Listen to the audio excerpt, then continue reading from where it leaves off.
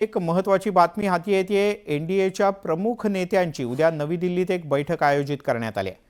उद्या दुपारी 4 वाजता भाजपचे अध्यक्ष जे.पी. नड्डा यांच्या घरी या बैठकीचं आयोजन करण्यात आलं आहे। राजकीय सद्यस्थितीवर यात चर्चा होणं अपेक्षित आहे। यासोबतच डॉक्टर बाबासाहेब आंबेडकर यांच्या वक्तव्यावरून जो वाद निर्माण झाला आहे, वन नेशन वन इलेक्शन या विषयावर लोकसभेसह राज्यसभेत आणि विविध राज्यांमधल्या विधानसभांमध्ये मोठ्या प्रमाणात समर्थन मिळणं हे अत्यंत गरजेचं आहे। त्यावरही चर्चा होऊ शकते। तसंच एनडीएच्या घटक पक्षांमध्ये अधिक समन्वय राहावा यासाठी ही चर्चा आवश्यक आहे असं भाजपच्या नेत्यांनी म्हटलंय। प्रशांत लीला रामदास आपले दिल्लीचे प्रतिनिधी आपल्यासोबत जोडले गेलेत। प्रशांत, काय अधिक माहिती आहे? उद्या अटल बिहारी वाजपेयी, भारतरत्न अटल बिहारी वाजपेयी यांची 100वी जयंती आहे।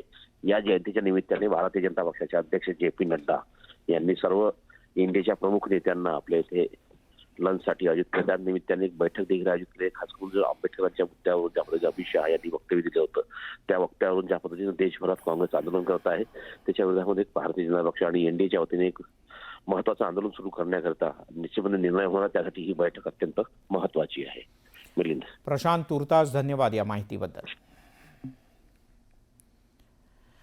राज्यात मंत्रिमंडळ विस्तार झाला आणि खाते वाटप सुद्धा झालं। आता पालकमंत्री पदावर शासकीय नेत्यांच्या नजरा लागल्याचं समोर येत आहे। मुंबईच्या पालकमंत्री पदावर शिवसेना आणि भाजप या दोन्ही पक्षांकडून दावा करण्यात येत असल्याचं कळतं। शिवसेनेकडून पालकमंत्री पदासाठी प्रताप सरनाईक यांचं नाव चर्चेत आहे, तर तिकडे भाजपकडून मंगलप्रभात लोढा आणि आशिष शेलार यांची नावं आघाडीवर आहेत।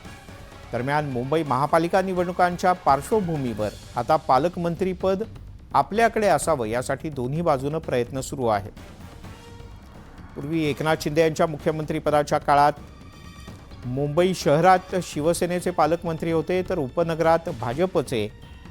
आता हीच पद्धत कायम राहणार का दोन्ही शहर आणि उपनगरचं पालकमंत्रीपद एकाच पक्षाला मिळणार हे पाहणं महत्त्वाचं आहे।